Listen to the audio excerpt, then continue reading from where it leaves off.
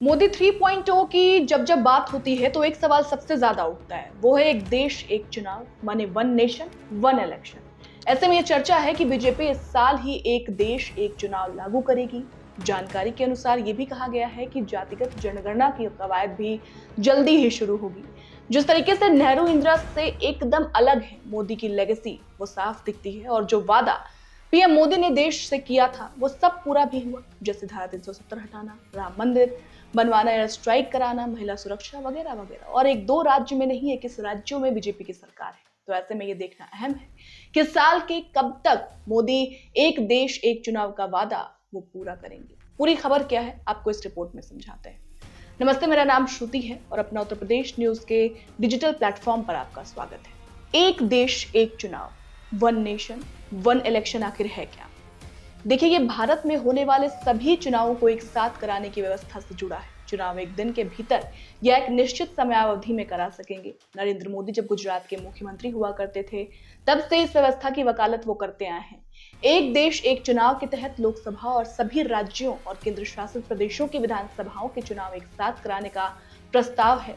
माने देश में जितने विधानसभा चुनाव हो, लोकसभा चुनाव हो, केंद्र शासित प्रदेशों के चुनाव हो, वो सब एक साथ हो पाएंगे अगर मोदी सरकार इसे देश में लागू करती है तो। और सबसे जरूरी बात यह है कि पहली बार ऐसा नहीं होगा। स्वतंत्र भारत की शुरुआत में कई लोकसभा चुनाव और विधानसभाओं के चुनाव साथ ही हुए थे। 70 के दशक में जैसे जैसे कुछ राज्यों की विधानसभाएं जल्दी भंग हुई, ये व्यवस्था चरमरा गई और एक देश एक चुनाव खत्म करा दिया गया। सवाल ये भी है कि आखिर बीजेपी इस पर जोर क्यों दे रही, क्यों देश में एक देश एक चुनाव जरूरी है। देखिए, अनुमान लगाया गया है कि लोकसभा और विधानसभाओं के चुनाव कराने के निर्वाचन आयोग के जो 4,500 करोड़ रुपए से ज्यादा खर्च होते हैं, और ये उम्मीदवारों और राजनीतिक दलों के घोषित और अघोषित चुनाव खर्च से इतर है। बीजेपी का तर्क है कि एक साथ चुनाव कराने से जो है ज्यादा खर्च नहीं होगी, खर्च में कमी आएगी। चुनाव से पहले लागू होने वाली आचार संहिता बार बार सरकारों को नीतिगत निर्णय लेने या नई परियोजनाएं शुरू करने से नहीं रोकेगी। जो भी परियोजनाएं बीजेपी लाना चाहती है उसको नहीं रोका जाएगा, बीजेपी का यह तर्क है।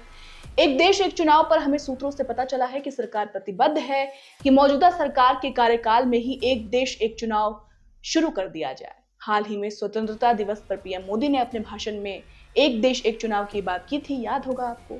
इसके लिए पूर्व राष्ट्रपति रामनाथ कोविंद की अध्यक्षता में समिति बनाई गई थी, जिसने अपनी रिपोर्ट दे दी है। माना जा रहा है कि नीति आयोग भी जल्द अपनी रिपोर्ट देगा इस पर।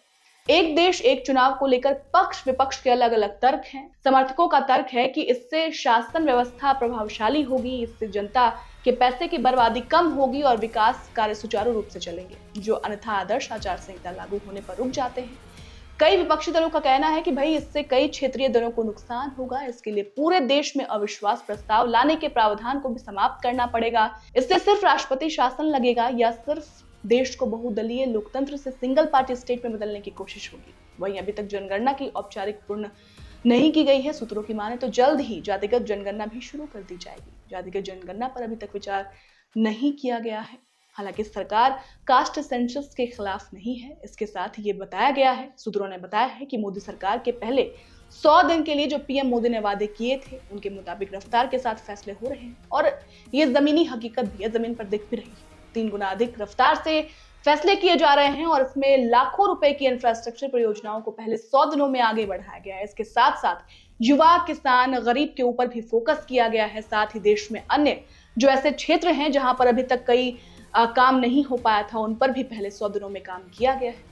फिलहाल जानकारी के अनुसार हमें पता चला है कि एनडीए एक देश एक चुनाव की व्यवस्था को 2029 से लागू कर सकती है। 2029 से इस नियम को लागू किया जाएगा, यानी 2029 में देश में लोकसभा और विधानसभाओं के चुनाव कराए जा सकते हैं, साथ में कराए जा सकते हैं। अच्छा, देखिए, सबसे दिलचस्प बात यह है कि 17 सितंबर पीएम मोदी का जन्मदिन भी है और इसी दिन मोदी सरकार के 100 दिन भी पूरे हो रहे हैं। इसके लिए सेवा सप्ताह के तहत कार्यक्रम आयोजित की जाएगी, बीजेपी कार्यक्रम आयोजित करेगी और इनमें महिलाओं, युवा, किसानों पर खास तौर से जो है वो जोर दिया जाए, क्योंकि बीजेपी का कहना है, बीजेपी हमेशा कहती है, हर मंच से मोदी जी ने कहा है कि इन चारों ऊपर जो उनका है वो खासा ध्यान है। जहां तक महिलाओं की बात है तो ये बताया गया है कि पहले 100 दिनों में लखपति दीदी की संख्या 1 लाख से अधिक कर दी गई है। किसानों के लिए किश्त पीएम मोदी ने जारी की है।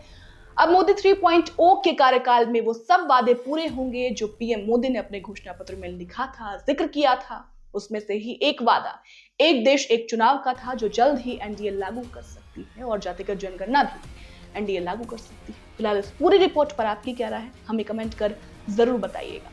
शुक्रिया।